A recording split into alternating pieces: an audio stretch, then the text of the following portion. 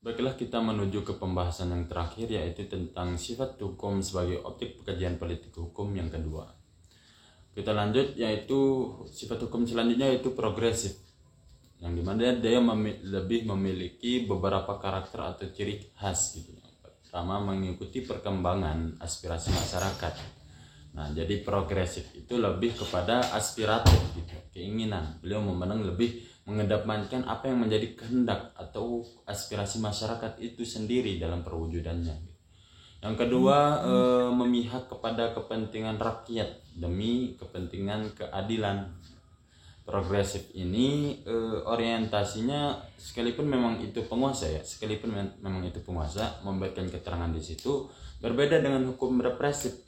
Represif itu lebih bersifat top down gitu, atau misalkan langsung dari atas ke bawah gitu. Kebalikannya dari itu adalah hukum progresif. Nah, kalau hukum progresif ini lebih aspiratif atau lebih menyerap pandangan kehendak masyarakat itu sendiri, atau sifatnya bottom up gitu. Yang ketiga, mengantarkan manusia kepada kesejahteraan dan kebahagiaan. Tentu ini menjadi sebuah tujuan dari keinginan masyarakat itu sendiri, bukan? Ya kan? Nah, yang keempat yaitu bergerak dalam proses perubahan atau proses law in the making gitu. Yang kelima, menekankan kehidupan yang lebih baik.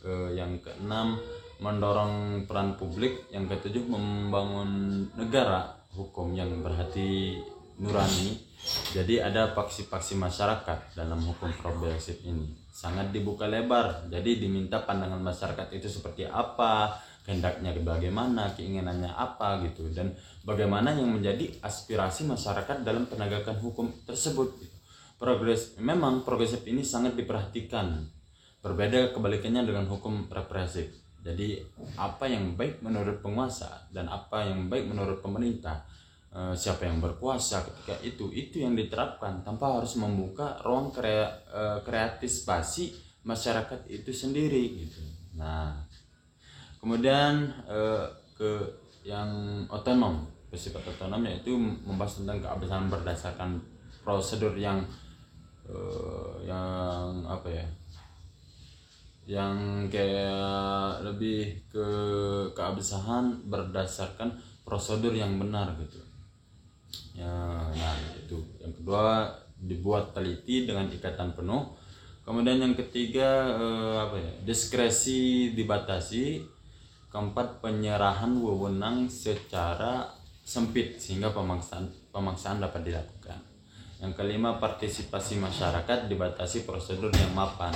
Nah, otonom ini dia berada di tengah-tengah, atau boleh dikatakan semi. Nah, sifat hukum yang represif, dia tidak memasuki represif, dia tidak masuk ke progresif, tapi ke kesananya gitu. Memang mendekati represif, sebetulnya kebalikannya dengan responsif gitu.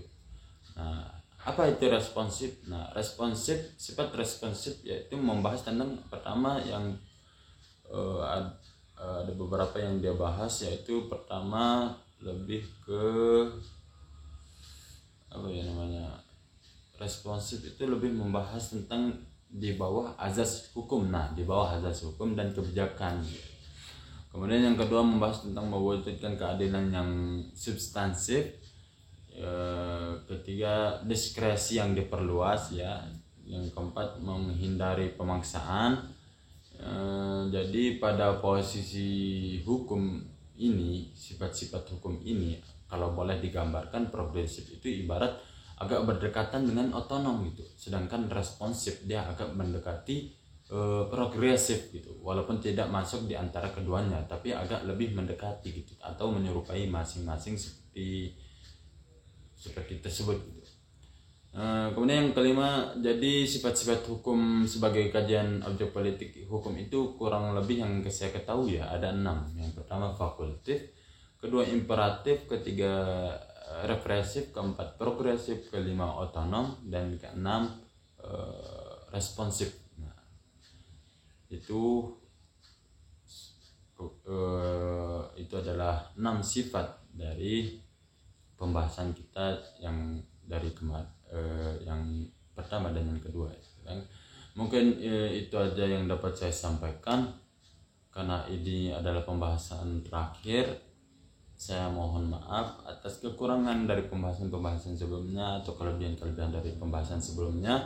Karena kenapa? Karena saya hanyalah manusia biasa yang tidak lupa dari kesalahan dan dosa. Maafkan apabila terjadi kesalahan dalam membahas atau kekeliruan dalam memberitahukan sebuah pengetahuan. Mohon maaf ya. Mungkin demikian saja yang dapat saya sampaikan. Terima kasih kepada Bapak dosen. Terima kasih Bapak dosen. Assalamualaikum warahmatullahi wabarakatuh.